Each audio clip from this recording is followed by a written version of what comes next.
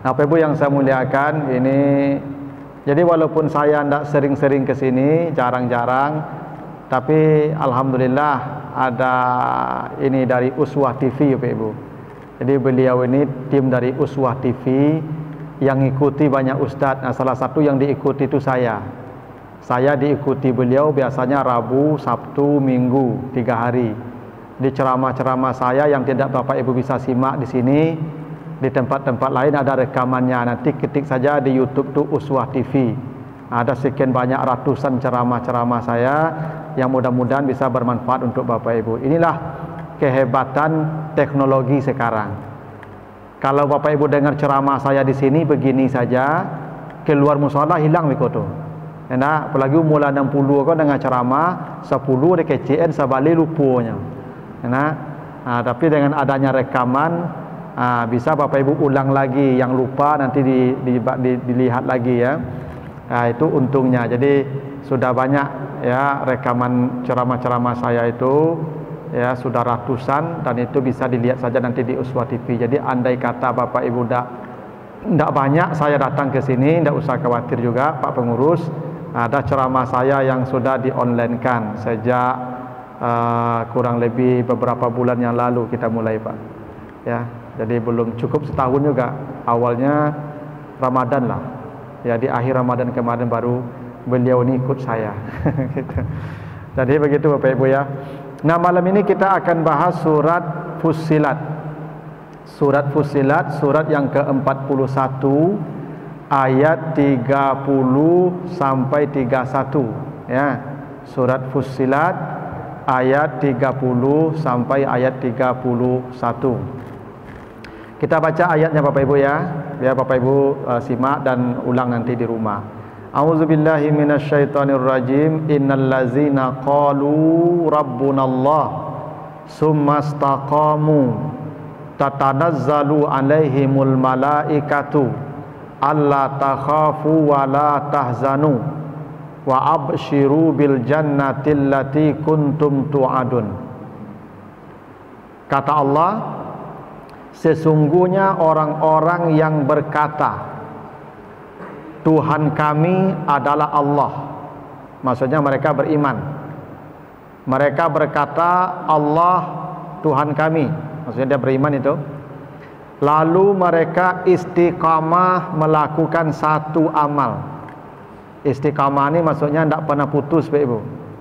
Amal itu dilakukan secara rutin sampai dia meninggal dunia. Saat kematiannya datang, kata Allah, orang yang seperti ini, orang yang beriman, istiqamah melakukan satu amal sampai ajalnya datang. Saat kematiannya tiba nanti, tatanazzalu alaihimul malaikah, para malaikat turun, bukan satu malaikat, bukan dua malaikat, para malaikat turun menemuinya ya, alaihim, turun atas mereka. Untuk apa malaikat ini turun? Alla takhafu wa la tahzanu wa abshiru bil jannah. Malaikat ini turun untuk menghibur dia sebelum nyawanya dicabut. Kata para malaikat, jangan takut, jangan kamu takut mati ini, karena kematianmu tidak akan sakit, jangan takut. Wala tahzanu, jangan kau bersedih meninggalkan harta, anak, keluarga, jangan sedih, kata para malaikat. Wa abshiru bil jannah, ini surga yang akan kau tempati. Saat dia melihat surganya itulah malaikat maut mulai mencabut nyawanya, dan dia tidak merasakan sakit mati sedikit pun. Ini janji Allah Bapak Ibu ya. Pasti ini ya, janji Allah ini yakin saja Bapak Ibu. Jadi janji Allah, ada orang-orang yang ketika kematiannya datang, itu turun para malaikat menghiburnya, sehingga kematiannya dirasakan sangat nikmat. Kan mati itu sakit Bapak Ibu. Mati itu puncak sakit Bapak Ibu. Kalau kita belum sampai ke puncak sakit, belum akan mati itu. Kan Bapak Ibu sering sakit nih. Ada sakit kepala, perut, ya macam-macam sakit. Kita kan belum mati Bapak Ibu. Kenapa belum? Karena belum puncaknya sakit kita itu. Artinya kematian itu di puncak sakit. Tetapi kata Allah, ada orang-orang tertentu yang sedikit pun tidak merasa sakit saat kematiannya datang. Nikmat. Karena turun para malaikat menghiburnya sambil memperlihatkan sorga kepadanya. Ada orang-orang begitu kata Allah, dan Allah menjanjikan kepada mereka begitu. Itu kenapa malaikat maut, malaikat yang mencabut nyawa itu dua namanya dalam Al-Quran, Ibu. Wan nazi'ati gharqa wan nasyitati nashta. Malaikat yang mencabut nyawa kita ini dua. Ada malaikat yang mencabut dengan kasar, itu padih itu, Ibu, sakit. Tapi ada malaikat yang wan nasyitat, mencabut dengan lembut, saking lembutnya dia tidak merasa. Kenapa? Karena memang perlakuan yang diberikan malaikat pencabut nyawa saat mati itu berbeda, Ibu. Salah satu manusia yang diistimewakan kematiannya, satu kata Allah, mereka beriman. Innal ladzina qalu rabbunallah, mereka beriman Allah Tuhan kami. Memang mereka bunyikan Allahnya. Itu maka syahadat kita ini, Bapak Ibu, la ilaha illallah. Itu kenapa Bapak Ibu, Fir'aun sebelum mati dia beriman. Cuman imannya Fir'aun ditolak oleh Allah. Bapak Ibu baca surat Yunus ayat 90. Surat Yunus ayat 90. Ketika Fir'aun tenggelam ditelan air laut, nah Fir'aun itu beriman kepada Allah, tapi keimanan Fir'aun ditolak. Baca itu. Kenapa ditolak Fir'aun itu imannya? Karena sampai akhir hayatnya dia tidak mau mengatakan nama Allah. Ketika dia beriman, apa katanya? Amantu annahu la ilaha illa allazi amanat bihi banu Israel. Saya beriman kepada yang diimani oleh Bani Israel. Tak mudah menyebut nama Allah, Pak. Amantu annahu la ilaha illa allazi amanat bihi banu Israel. Begitu kata Fir'aun menjelang mati itu, Pak. Dia beriman Fir'aun itu, Pak. Cuman keimanan Fir'aun ditolak. Kenapa? Fir'aun masih sombong sampai akhir hayatnya. Dia tidak mau menyebut nama Allah. Lidahnya merasa jijik menyebut nama Allah. Makanya disebut, saya beriman dengan yang diimani Bani Israel. Itu makanya ya, keimanan itu dengan menyebut nama Allah. Itu makanya kata Nabi, siapa yang di akhir ayatnya dia mengatakan la ilaha illallah, bukan la ilaha illahuwa, la ilaha illallah, disebut nama Allah itu, dakhalal jannah, pasti masuk surga. Jadi orang-orang yang mengikrarkan imannya Allah Tuhan saya, lalu setelah beriman dia mencari satu amal yang dia lakukan secara kontinu. Ini rahasianya mati nikmat. Bapak Ibu ya, kalau ingin matinya terasa nikmat, tugas Bapak Ibu sekarang cari amal yang bisa dilakukan secara kontinu. Amal secara rutin walaupun kecil. Nabi pernah ditanya, ya Rasulullah, ayul a'mal ahabbu ilallah. Ya Rasulullah, apakah amal yang paling dicintai oleh Allah? Apa jawaban Nabi? Adwa muhawa in qalla. Amal yang paling dicintai oleh Allah, amal kecil tapi dilakukan secara rutin. Kecil amal itu tapi rutin. Nah, Bapak Ibu kalau ingin matinya nikmat, mulai hari ini cari amal yang kecil. Jangan kadang-kadang Ambo baca Quran Ustaz setiap hari satu ayat. Okey, mulai hari ini Quran baca setiap hari satu ayat sampai kematian datang, tak pernah off. Saat kematian ini orang datang, turun para malaikat menghiburnya nanti itu. Ambo sedekah Ustaz, baik bara 2,000. Okey, mulai hari ini setiap hari 2,000. Lain masuk kamu salat 2,000, lain masuk kamu salat 2,000 setiap hari tu sampai mati Pak. Ambo zikir Ustaz, apa zikirnya? Subhanallah, baik bara 100 kali sehari Ustaz, baca sampai dari mulai hari ini Pak. Kau apa-apa ialah 60 kau lah mulai harus berfikir kau. Ya. Kalau lah 60 kan paling 5-6 tahun kau lagi kau pada. Nah, setelah itu tiba malaikat maut itu. Nah, ketika malaikat maut datang tu Bapak Ibu akan menikmati mati nanti tu. Yakinlah, percayalah Allah yang menjanjikannya. Bukan saya yang menjanjikannya, Allah. Orang yang istiqamah dalam satu amal sampai akhir hayatnya akan turun para malaikat menghiburnya. Tu makanya mulai hari kau dan pengajian kau jangan putu-putu je lah Pak. Ya, patangkan dek corona nak Pak.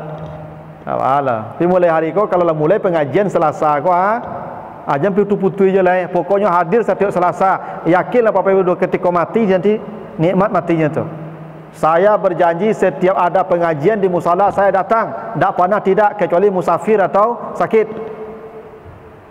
Pokoknya Bapak Ibu intai-intai amal tu walaupun seketik, cie amalnya, tapi continue yang paling penting istiqamahnya.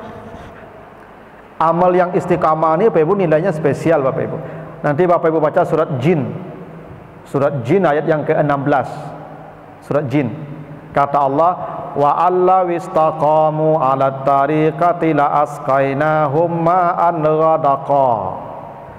Orang-orang yang istiqamah, kalau dia istiqamah dalam satu amal, Allah akan tuangkan kepadanya air yang mengalir. Apa itu air yang mengalir Bapak Ibu? Boleh jadi maknanya sorga nanti. Orang yang istiqamah itu sorga menanti, itu bahasa sederhananya. Sorga itu diwakilkan dengan air yang mengalir. Tapi bisa jadi maknanya sesuai hadis Nabi. Apa hadis Nabi? Iza maridal abdu aw safara kutiba lahu makana ya'malu muqiman sahihan. Bila seseorang istiqamah melakukan satu amal, ketika dia sakit, ketika dia bepergian, amal itu tertinggal, tidak bisa dia lakukan, tetap pahalanya dicatatkan Allah sampai dia sehat, atau sampai dia meninggal dunia, atau sampai dia kembali ke tempat semula. Itu hebatnya istiqamah tu Pak. Bapak Ibu sekarang istiqamah setiap hari salat berjamaah ke masjid, dihitung langkah kakinya oleh Allah. Setiap satu langkah itu sekian besar pahalanya, tambah lagi pahala berjamaahnya. Sekarang Bapak Ibu stroke, tidak bisa lagi datang ke musala, sampai mati pahala berjamaah akan dicatatkan Allah. Itu ma'an ghadaqa itu namanya tu. Mengalir terus pahalanya seperti air. Bapak Ibu ya, setiap saat salat sunat rawatib ya. Sekarang Bapak Ibu musafir, pai mencelik cucu ke Pekanbaru atau ke Jakarta, selama Bapak Ibu status musafir sebelum kembali ke Padang, boleh jamak kasar saja, tidak usah berjamaah, dan jangan salat sunat juga. Tapi pahala salat sunat tetap dicatatkan Allah sampai kembali ke Padang. Tak hebat kalau istiqamah tu Pak. Tapi kalau ada orang tak pernah ke musala, tak pernah ke masjid ketika sehat, lah sakit, teragak pergi ke musala, tak kado palu lah Pak. Kado lah. Karena yang besar nilai itu istiqamahnya itu. Ibu bapa setiap saat ya, atau mungkin setiap hari baca Quran. Sekarang sakit, tak usah baca Quran, pahala jalan. Bapak Ibu kalau bepergian jangan baca Quran juga, pahala jalan. Itu syaratnya kata Allah, wa alla wistaqamu 'ala tariqah. Kalau mereka istiqamah dalam satu amal, maka akan terus dialirkan kepadanya pahala bila amal itu tidak bisa lagi dia lakukan. Itu makanya kata Nabi, gunakan kaya sebelum miskin. Orang kaya ketika kaya dia istiqamah bersedekah. Sekarang dia jatuh miskin, tidak ada lagi yang mau disedekahkan Pak. Pahala sedekah tetap Allah berikan untuknya. Gunakan masa sehat sebelum sakit, kan begitu perintah Nabi itu. Ketika sehat dia istiqamah, datang ke musala, mendengar kajian. Sekarang dia sakit, ada jamaah saya Bapak Ibu, dia stroke, dia laku kursi roda, kini menangis Bapak Ibu. Abu Calik tu ketika sakit, Abu datang ke tampik beliau, menangis beliau, Ustaz, ibu hati ambo Ustaz. Batu Pak, menampak orang berjalan ke masjid, kau ibu hati ambo. Pesa isaknya menangis. Ba kau betul, dak doa malam boleh Ustaz, di rumah saya mau salat leh. Akhir cambo, salah Pak. Apa ketika sehat dulu rajin ke masjid. Janji Allah, orang kalau ketika sehat dia rajin ke masjid, sekarang sakit, pahala amal yang biasa dia lakukan ketika sehat tetap dicatatkan Allah untuknya. Betapa rahmat Allah kepada orang yang istiqamah tu Bapak Ibu. Saya pernah punya jamaah Ibu. Mungkin sebagian Bapak Ibu tahu, saya sering ceramah di masjid yang Musinin yang di Padang Baru. Ada jamaah saya yang punya catering, ya Fafi catering Pak, enggak tahu Pak. Ibu tu meninggal kalau tidak salah usianya 85 tahun atau berapa, kurang lebih. Bulan Maret yang tahun lalu meninggalnya kalau tidak salah. Saya datang takziah ke rumah beliau. Ya datang, lalu ceritalah anak beliau yang perempuan cerita, kata anak beliau ini, Ustaz, ibu ini meninggalnya alhamdulillah. Bukan alhamdulillah itu bukan maksud senang ibunya meninggal, tidak ya. Kenapa?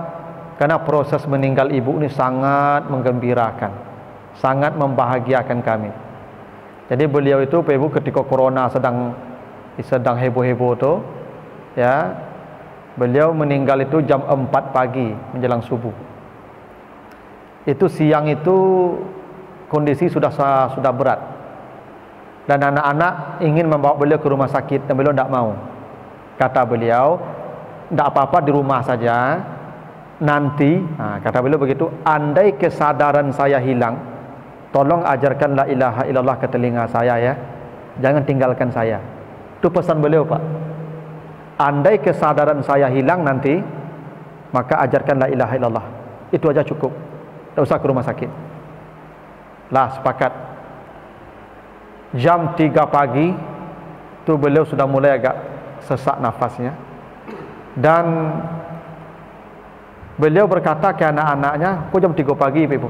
Tolong dibuka pintu. Buka pintu semua." Jam 3 Pak, suruh buka pintu. Kita kaji anak-anaknya, kok buka pintu malam hari kau jam 3. Ketika kecil ibu tu, itu ada rombongan tamu banyak di luar tu. Suruhnya masuk. Begitu Pak. Kata beliau, kamu tagak belum kudu ambo Pak Ibu dengar cerita ibu anak itu. Itu ada tamu, rami di luar tamu.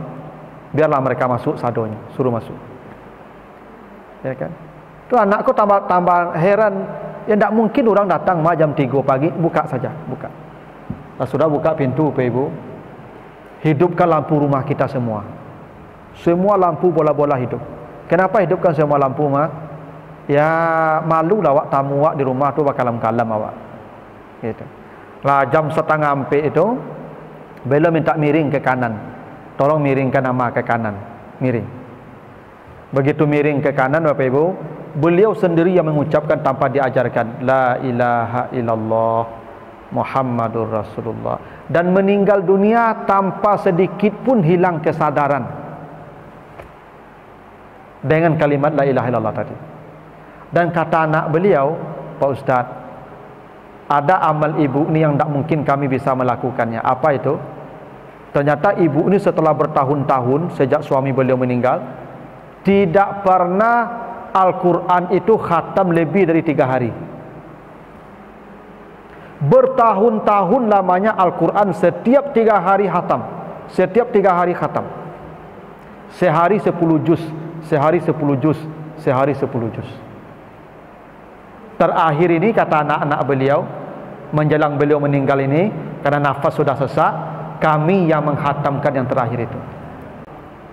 Karena kata Allah Bapak Ibu, kalau baca surat Qaf, surat 50 ayat 19 sampai ayat 22, surat Qaf surat 50 ayat 19 sampai 22, Kata Allah, wajaat sakratul maut bil haqq. Ketika sakratul maut telah datang kematian itu, apa kata Allah kepada manusia? Fakashafna anka ghita'aka. Pada saat sakratul maut itulah Allah bukakan semua yang ditutupi selama ini. Apa yang ditutupi Allah selama ini, Allah bukakan saat sakratul maut datang. Fabasarukal yauma hadid. Saat itulah pandangan matamu begitu tajam.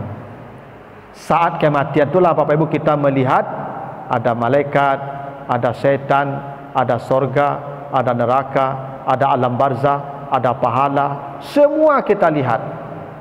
Kapan? Saat sakratul maut. Kan begitu juga di surah Al-Waqiah ya. Bapak Ibu kalau baca Al-Waqiah mulai ayat 80 berapa? Ayat 81, 82 itu kira-kira begitu.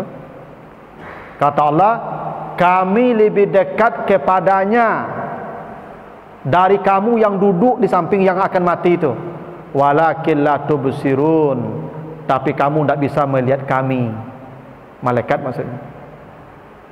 Jadi para malaikat turun kepada orang mati itu, Ibu.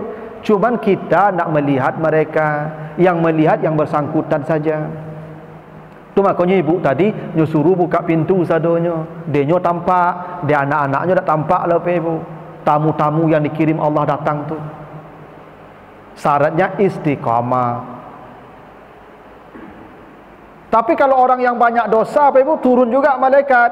Nanti Ibu baca di surah Al-Anfal 50. Surah Al-Anfal ayat 50. Orang-orang yang banyak dosa, ahli maksiat, orang musyrik, orang kafir, orang munafik, samalah. Ketika matinya datang, para malaikat juga turun. Apa yang dilakukan malaikat turun? Yadribuna wujuhahum wa adbarahum. Menampar-nampar pipi mereka. Jadi ada orang ketika mati itu Ibu ditampar-tampar malaikat. Jadi kalau ada orang Bapak Ibu, ya, ini kan tidak bisa dilihat dari zahir Ibu ya. Ada orang melengah-lengah suuk kida Ibu. Itu boleh jadi sedang kena tampar tu. Ya, tapi orang tak tahu loh Pak. Ya. Cuman jangan jadi fitnah pula besok. Bapak Ibu kalau nampak orang sakratul maut nengok-nengok suuk kida mereka, kau ni kecil ustaz patang kau kena lampang Pak ya. Jangan Pak Ibu. Ya. Nanti jadi fitnah pula. Kalau orang yang akan mati itu perintah Nabi dua saja. Lakinu mautakum la ilaha illallah. Ajarkan kepadanya la ilaha illallah. Tuh. Yang kedua, ikra'u ala mautakum yasin. Bacakan yasin kepada orang yang sedang sakratul maut. Itu bantuan dari kita Pak. Karena yasin itu dalam sebagian disebutkan ya tusahilu ala khurujir ruh. Yasin itu mempermudah mati. Tak apa capek lah Pak ya. Jangan salah paham Pak Ibu nak. Besok dibaca Yasin kan, berang ke orang baca Yasin kok ini suruh capek mati kau je. Enggak. Yasin itu mempermudah proses mati, tidak mempercepat. Mati itu sulit, dengan bacaan Yasin mudah. Ada Bapak Ibu? Saya pernah berkunjung ke sebuah rumah sakit. Ibunya sudah sakratul maut, sudah pakai oksigen tabung tua. Anak-anaknya mau tak sedih teras musakit ke Ibu. Naknya tolong induknya lah. Itu makuk perlu anak yang saleh ku duit Ibu. Perlu anakku dididik jual agama. Bukan jadi ustaznya nak. Saat-saat kita payah sakratul maut itu, dia bisa meringankan dengan cara apa? Mereka bacakan Al-Quran, mereka bacakan Yasin. Syukur-syukur kita seperti ibu yang tadi, yang punya amal yang istiqamah, tidak perlu bantuan orang. Yang tidak perlu bantuan orang. Orang yang hiduplah yang menolong kita supaya gampang matinya. Salah satunya tuh bacakan Yasin. Untuk perintahnya. Jadi membaca Yasin itu ketika sakratul maut, taklah mati dah. Kalau mati baca Yasin tak guna lah. Ya. Kalau mati baca Yasin untuk orang hidup itu. Untuk dia saat sakarat itu bantu dia dengan bacaan Yasin. Tapi kalau dia punya amal yang istiqamah, nah bantuan kita tak diperlukannya Pak, karena Allah yang menolong. Allah yang kirim malaikat-malaikatnya untuk menghibur dia. Dan itu pernah terjadi Pak. Ya, istri Fir'aun Istri Firaun itu matinya sakit Bapak Ibu secara fisik, disiksa, diampuk ya batu.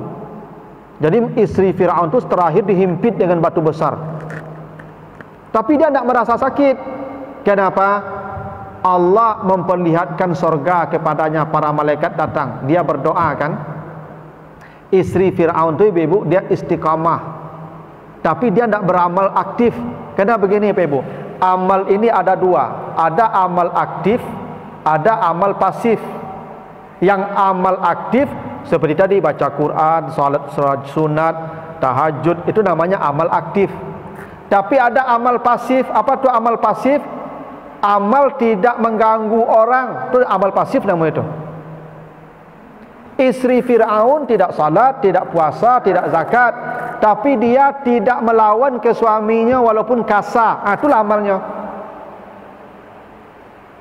Ketika ditampar, disipak, dilapak oleh Firaun, dia tidak pernah melawan. Dia berdoa saja, ya Allah bangunkan saya istana di sorga. Istiqamah, tidak melawan, itu amalnya tuh. Ibu tidak bisa ibu tahajud, tidak usah. Tidak bisa ibu baca Quran, tidak usah. Tidak usah ibu salat sunat, tidak usah. Tapi ibu pilih aja, jangan menjawik aja kapak sampai mati. Alah, itu saya amal ibu lah cukup tu.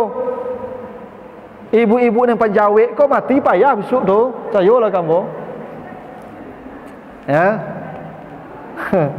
Ibu yang suka menjawik itu payah matinya. Tak percaya ibu cubalah besok. Maka ibu-ibu kalau ingin seperti istri Firaun itu, mulai hari ini ibu istiqamah, ambo tak akan menjawik apapun kecil apa ambo antok. Itu amal tu ibu. Cuman amalnya amal pasif namanya. Tak amal aktif, karena amal tu dua apa ibu. Saya beberapa bulan yang lalu Pak Ibu, ada jamaah saya takziah di jalan ke Pasir Jambak, ada komplek di situ Pak. Ada jamaah saya di situ. Saya takziah ke rumah itu, datang ke rumah ibu itu, ya. Ceritalah ibu itu, Ustaz, bapak ini, ya, memang kematian beliau itu tidak pernah kami, ya, pokoknya tidak ada sakit, tidak ada apa, ya, lewat salah begitu. Tak siap kami rasanya ada yang keadaan tu begitu kecil ibu tu ya. Tak ada aba-aba lah sederhananya Pak. Tiba-tiba Allah panggil. Dan cerita ibu itu ada sifat apa ke Ustaz yang mungkin ambo pun tak akan bisa mencontoh. Apa kata beliau? Kami tinggal di sini sudah puluhan tahun di komplek itu. Ternyata ibu tu dapat tetangga, masya Allah, tetangga kau kalau bahasa orang kampung ambo dia mau labu cingkahak. Ya kan lo tetangga aku cingkahak Pak. Ya ego. Ya, bak katuinyo ni kelama tu cingkahak nama itu. Jadi tuturan atuknya nyo tembaklah ke tembok rumah apa tadi. Apa yang terjadi? Setiap hujan labik basahlah tembok apa tu. Itu berpuluh tahun Pak. Istrinya, ibu tadi, hampir setiap saat saya akan menemui bapak itu, komplain. Tapi dicegah oleh bapak, oleh suaminya.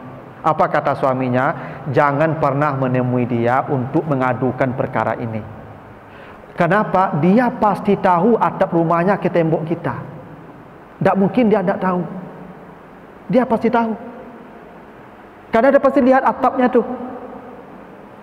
Dan dia pasti tahu juga kalau rumah kita ini pasti lembab, basah karena rumah di atapnya ke tempat kita.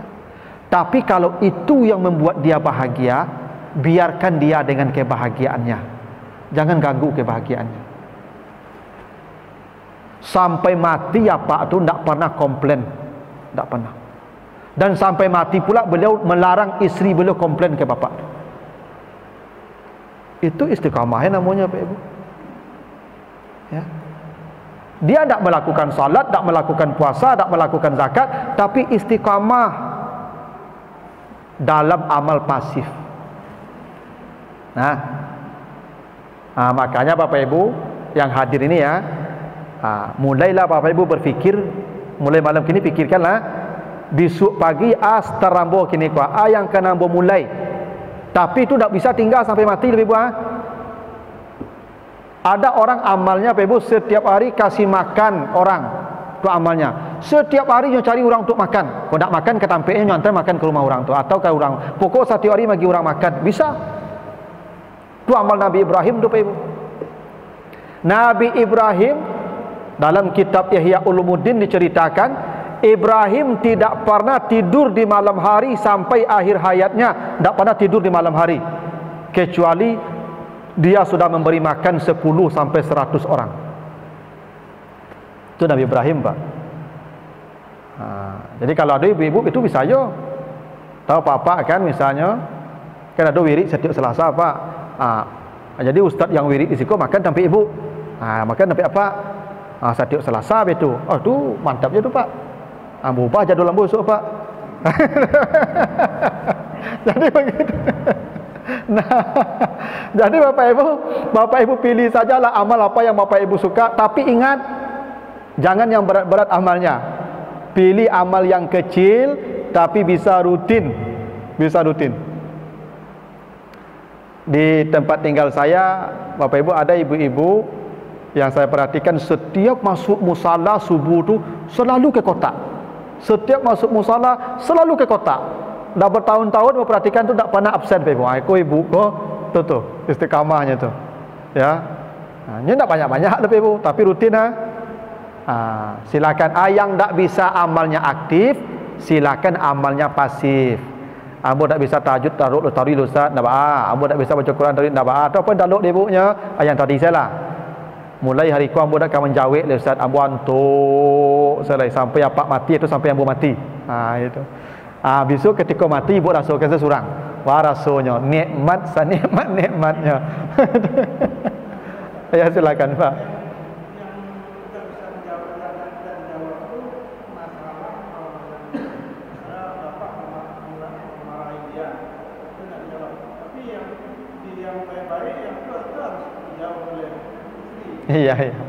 Iya yang maksudnya yang amarahnya. Tapi kalau ditanya tentu yo dijawab.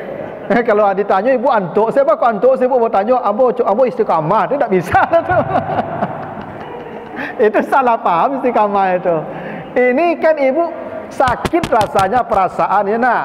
Awak salah hindak kerajo lah panik nyo berangnya. Kan apa-apa situ nyo ni kan hari nyo menyerengi nyo kawak. Wala ada salah loh. Ya, lah payah kerajo lah panik di pagi sampai sore. Kau ibu naiknya mah dia mengecek je lah panik dia mengecek dari pagi tadi dan kerajo dia awak lepas golek-golek saja. Itu tak boleh tu. Yang seperti itu ibu antuk. Pokoknya ibu jangan menjawab je.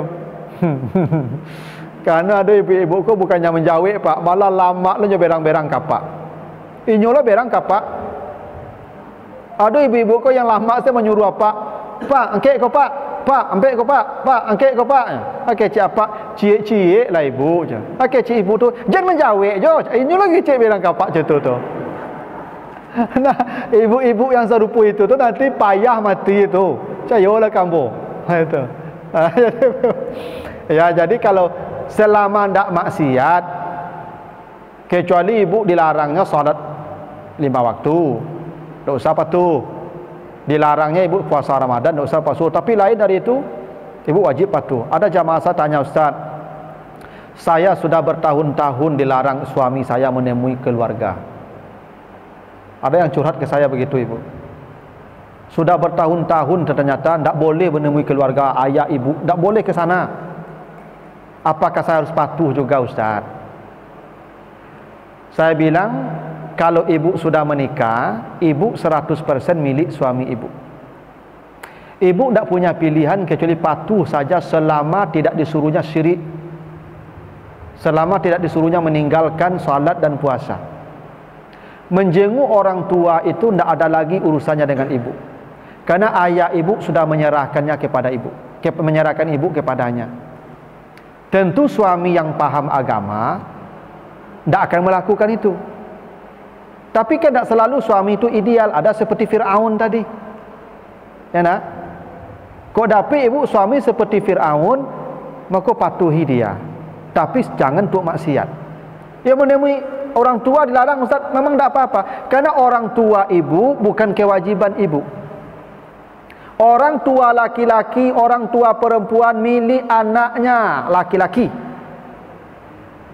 Ayah saya, ibu saya yang wajib merawat mereka sampai mereka mati. Anak perempuannya, kakak saya, tidak wajib dengan bapak ibu saya. Kakak saya yang perempuan, dia hanya wajib merawat suaminya. Itu kenapa Nabi ditanya, ya Rasulullah, saya punya uang untuk siapa? Uang saya istrimu. Siapa lagi anakmu? Siapa lagi ibumu? Siapa lagi bapakmu? Siapa lagi saudara perempuanmu? Anak laki-laki ini milik ayah ibunya. Anak perempuan milik ayah ibu sampai menikah saja. Setelah menikah milik suaminya. Jadi suruh-suruhnya lah, bak kata suaminya lah. Anak laki-laki milik bapak ibu sampai mati. Itu makanya ada sahabat datang mengadu ke Nabi, ya Rasulullah, ayah saya kalau datang ke rumah saya, ambil isi rumah hamba kau. Isi rumah ini diambil saja sesuka hatinya. Apa kata Nabi kepada pria, kepada sahabat itu? Anta wa maluka li abika. Jangankan semua harta yang kau miliki, engkau itu pun milik ayahmu. Jangankan seluruh hartamu, engkau pun kalau dijual oleh ayahmu, boleh ayahmu menjualmu, karena engkau miliknya. Saya ini milik ayah saya, ibu milik bapak saya sampai mati. Saya harta mereka tu. Dia kau datang mintu ibu ke rumah, nyambil TV, nyambil kulkas, you punya inyo nyambil tu mah. Aja berang lu ibu leh. Yo kau ado mintu citu Kan ada juga tu pak mertua begitu datang ke rumah anak, nyak nyambil, kau nyambil, tak minta izin nyambil. Memang punya dia itu. Jangan berang lu ibu, untung le kulkas nyelo makok, ni membalik nyoba pulang tu. Lah pulang lagi si kujang lagi caknya. Kawan ibu, ni punya inyo mah. Jadi kalau sudah menikah, perempuan tak ada lagi urusan dengan keluarganya. Tentu kalau suami yang mengerti agama, tidak akan memutuskan silaturahim. Karena memutuskan silaturahim itu pahala dosanya besar. Jangankan dengan keluarga, dengan orang lain saja 3 hari cuma tidak boleh. Kau juga keluarga bertahun-tahun dipisahkan anak dengan orang tuanya, berarti suaminya berdosa. Tetapi si istri tidak boleh melawan, patuh. Bahwa suaminya berdosa, betul berdosa suaminya, cuman istri tidak punya alasan untuk tidak patuh. Tetap patuh pak. Gitu kan, ada hadis Nabi itu. Ada sahabat berkata kepada istrinya, jangan keluar rumah sebelum saya pulang. Nah suaminya pulang lama pak, 1 bulan baru pulang. Mati bapaknya sepeninggal suaminya itu, tidak dia lihat bapaknya sampai mati. Mengadulah ke Nabi para sahabat tu, perempuan tu durhaka, bapaknya mati dikasih tahu tidak pernah dia tengok. Kenapa? Suaminya melarang keluar rumah sebelum dia pulang. Apa kata Nabi? Ayah perempuan itu masuk surga. Kenapa? Bisa mendidik anak patuh pada suaminya. Hebat tu ibu, patuh ke suami itu. Makanya ibu-ibu, anak-anak kau jangan kalau lama nikah, anak perempuan tu jangan diurusinnya lain. Kadang-kadang ada awak kau, maka anak kau kadang bacari dia awak campur tangan juga ibu. Tak ada urusan awak. Kalau diserang kenya mah. Dari ujung rambut sampai ujung kuku ambil lah dia leha kadonya. Yo dosa-dosa yang kuik dia buat lah. Itu ijab kabul tu pak ibu. Makanya awak menikah pak, dosa orang rumah kau tanggung pak. Tak dosa awak je lah, dosa isteri kau tanggung pak. Tu tanggung jawab dan menikah tu kadang tu pak. Ajan diurus oleh. Pernah ada kejadian pak ibu. Jadi pernah suatu kali ya ada kita menghadiri undangan. Jadi jarak 2 bulan saja diundang dia apa tu beralik. Anak yang sama pak beralik 2 bulan jaraknya pak. Bulan yang lalu anak tu beralik, awak diundangnya. Kini beralik lu anak tu balik. Tu tanya, pak, bakok 2 kali anak pak kau beralik. Abah cerita lah pak kau pergi ke ustaz. Anak ambo kau kerja di Jawa, di bandara, teknisi pesawat. Setelah menikah, dan anak ambo kau membawa istrinya ke Jakarta. Tak boleh dia apa dia maknya lo. Payah pak yang maknya menyekolahan kecaknya harus kerja anaknya. Maka bacarailah anak ambo. Tu pokok menikahnya kini balik tu. Ndak tu. Makanya ibu kalau disaran anak gadi kurang jadi urus anak tu lain. Kadang ada ibu-ibu ke betul tu disuruh berhenti di suaminya kan, payah dia menyekolahkan kau tu, tak ada urusan tu. Tak jadi nikahannya. Kapik saja tadi. Gitu, Pak. Nah, makanya ibu-ibu selama ndak maksiat patuh sajalah, itu istiqamah namanya tu. Nah, gitu, Pak. Masih ada lagi, ibu-ibu?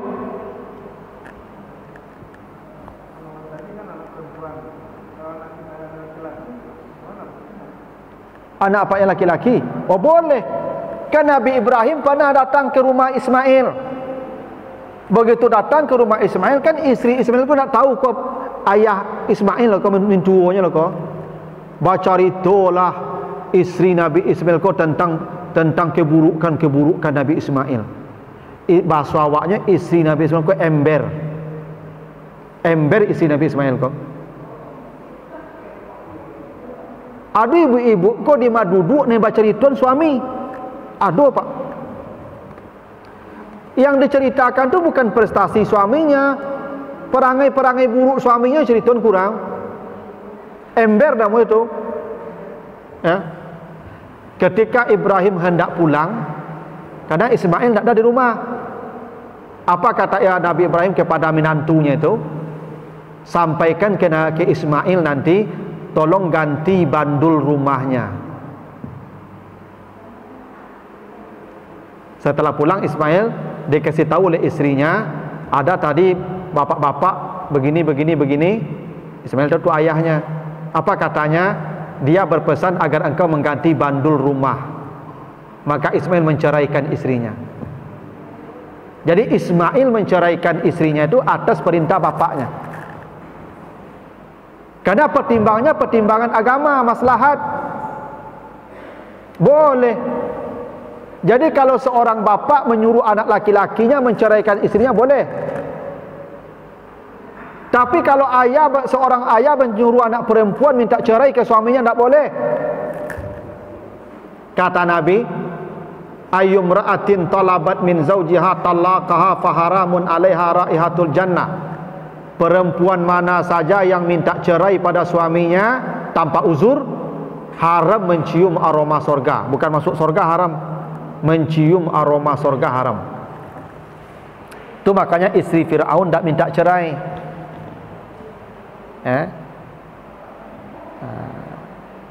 Tapi kalau laki-laki boleh, karena laki-laki kalau menceraikan itu pertimbangnya agama boleh. Bukan pertimbang nampaknya rancak lah, itu tidak boleh itu, Pak. Kalau pertimbangan agama boleh, maslahat agama boleh. Tapi seorang ayah tidak boleh mencampuri urusan anak perempuannya ketika sudah menikah. Tapi seorang ayah boleh mencampuri urusan anak laki-lakinya, karena laki-laki itu miliknya. Begitu aturannya agama tu, Pak. Itu kalau mak dia apa-apa, saya nak mau cik ibu. Enggak, memang begitu aturannya. Ya. Begitu aturannya. Nah, iya makanya harusnya Pak setelah akad nikah tu buat urang rumah tu leh. Kalau serahnya kawak tu mangga tinggal situ leh. Anak rengko ada nagen kanga. Dulu anak kau tangguang dari ujung rambut sampai ujung kaki, kini ambil dan ya anak kau jadi bawa pak bawa leh. Tu mangga numpang lalu situ leh. Makanya laki-laki itu setelah menikah angkut istrinya. Kok kamu ngontrak lah, kok kamu balik rumah lah, kok kamu tinggal di sejambatan, terserah, angkui. Kau nak mengada ambil anak orang. Awak dia pebo sebab suruh bagi sampai lalu rumah tu. Dalam Islam tu tidak ada makanya tanggungjawab. Makanya kata Nabi, wahai para pemuda yang mampu menikah, menikah. Yang mampu, Pak. Tidak yang mau lah. Mau satu orang mau lah. Tapi bahasa Nabi bukan siapa yang mau menikah, manis tata'a, siapa yang mampu menikah, menikah, mampu hitungnya. Termasuk mampu keluarga. Nah, makanya dalam agama ini sebenarnya pebo laki-laki itu tanggungjawabnya berat. Di Minang kok di pemuda. Pai babi ini modal lutui saja. Bawa baju beko di siurang pai lo bini dia cilai. Harus tak boleh tu loh, Pak. Itu makanya Buya Hamka banyak kritikannya terhadap kultur Minang ini yang banyak tidak sejalan dengan syariah, termasuk sistem kekerabatan, termasuk warisan, ya Pak, termasuk itu soal pernikahan itu. Bahkan di Minang kok Pak, akad apa yang menentukan nasib seorang wanita boleh menikah atau tidak itu dapaknya loh Pak, mamaknya. Urusannya mamaknya, mempunyai anak apaknya mah, sampai ke akhirat apak tanggung jawab itu mah. Tapi apak kok abu ditunggu namanya. Nyontok saja anaknya dipotong orang, nyontok saja. Bapak ini yang paling berwenang untuk anaknya. Bahkan bapak ini boleh menikahkan anak tanpa sepengetahuan anak perempuan tu. Saya punya anak gadis, nampak demo laki-laki yang saleh, mau panggilnya, angin mau nikah jo anak ambo, kau fotonya, alai pak, mau panggil saksi le. Nah nikah, setelah menikah mau bawa pulangnya. Tiba di rumah bertanya anak gadis ambo, siapa ya? Aku laki kau mah, lah selesai itu ibu boleh. Saking tingginya otoritas orang ayah di Minang, ayah diamputasi. Nama itu anak awak mamak-mamaknya. Pernah ada kejadian ibu di kampung ambo, keluarga dan ambo ibu. Yang laki-laki orang Mula Labu, yang perempuan orang, mohon maaf nih sabu-sabu seorang Periaman. Jam 2 malam pulang tanpa makan. Kenapa? Etongan mamak-mamak tak cocok. Apa induknya lah setuju, anakku dah ba'a menikah lo lah siap, apa maknya mamak-mamak bakari jo adat masing-masing. Dan siko bakari jo adat ko dan mamak siko bakari batal menikah, pulang tengah malam. Itulah Bapak Ibu dalam agama ko, ya, dalam adat ko yang banyak tak sejalan juga agama. Kalau bapaknya sudah setuju, tidak ada satu pun yang bisa menghalangi. Dia punya anak. Gitu Pak. Tapi begitulah adat kita. Apa boleh buat? Ya, tapi lambat-lambat kita ubah sesuaikan dengan agama. Orang kalau cocok menikah, Pak Ibu, segerakan kata Nabi. Iku uang jemputan iko dietong lah, isi kamar ko dietong lah, segala macam namanya. Kan kacau hitungan tu Pak. Ya. Akhirnya batal menikah kan. Luar biasa dampak buruk itu Pak. Nah gitu Pak. Nah, jadi tadi amal yang tak bisa aktif, amalnya pasif. Amal pasif saja, tapi istiqamah Pak ya. Istiqamah. Nah begitu. Ibu-ibu kalau ada wirid tiap Selasa istiqamah buat kuih, itu matinya mudah besok tu, percayalah kamu. Tapi kok sekali kini saya buat kuihnya Selasa besok dah tiba kuih dah enggak loh. Ini harus istiqamah ibu lah. Ibu mulai buat kuih Selasa kini, setiap Selasa buat kuih. Di kampung ambo ibu dulu tekanan ambo mengaji go ibu dulu di surau. Itu setiap Sabtu sore, Sabtu malam habis maghrib tu ada pengajian yo guru. Itu nenek-nenek tu Pak, bajalan lah payah Pak. Itu pergi ke surau hari satu membawa bingkisan Pak. Yang dibawanya apa Pak? Abui ubi, abui pelo, abui jagung. Tak ada yang mewah-mewah loh Pak. Lampu tu lampu apa? Lampai itu lampu ada namanya Pak. Tahu kan? Tapuang tu Pak di kamar kami je pisang. Diaduk je pisang, tu dibungkus je daun, diabui, dikukui. Kan nama tu Pak? Lape ya. Sampai awal lampu namanya Pak. Nah ya. Tak ada yang mewah-mewah, tapi setiap Sabtunya bau sampai mati Pak. Tuh, mudah matinya tuh. Jadi kok ibu-ibu kamu mudah matinya, kok ada wirid Selasa besok taruh Pak. Aku ibu-ibu yang buat kue kini kok besok buat kue lo balik. Itu Pak. Tapi kalau enggak payah mati besok tuh. Nah begitulah Bapak Ibu. Ya mudah-mudahan kita istiqamah mulai hari ini. Ya kalau pengajian setiap Selasa insyaallah istiqamah.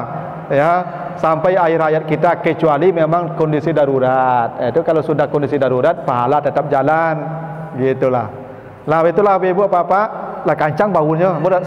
Dak lo sabar baun apa ko lah kari mana. Ibu-ibu itu salahnya ceramah berjalan kue lah buka. Nah itulah Bapak Ibu, mudah-mudahan ada manfaatnya. Kita tutup dengan doa kafarat. Subhanakallahumma wa bihamdika, asyhadu an la ilaha illa anta, astaghfiruka wa atubu ilaika. Assalamualaikum warahmatullahi wabarakatuh.